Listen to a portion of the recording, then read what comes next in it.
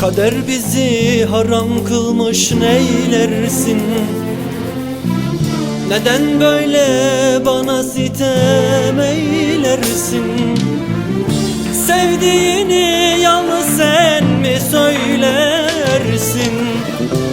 Bana kolay, sana zor mu ayrılık? Sevdiğini yalnız sen mi söylersin? Bana kolay, sana zor mu ayrılık?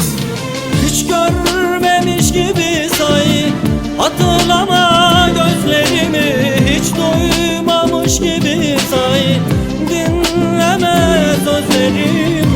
Hiç sevmemiş gibi say, hatırlama beni. Hiç görmemiş gibi say, hatırlama gözlerimi. Hiç duymamış gibi say, dinleme sözlerimi. Hiç sevmemiş gibi say, hatırlama beni.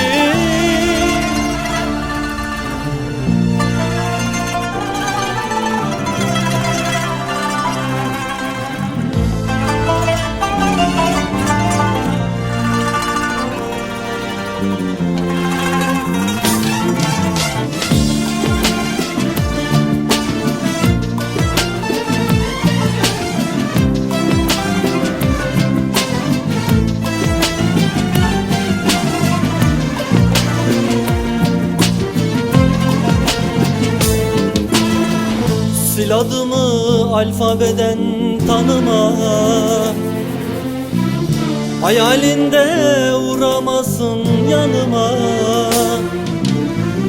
Zaten kıymak istiyorum canıma.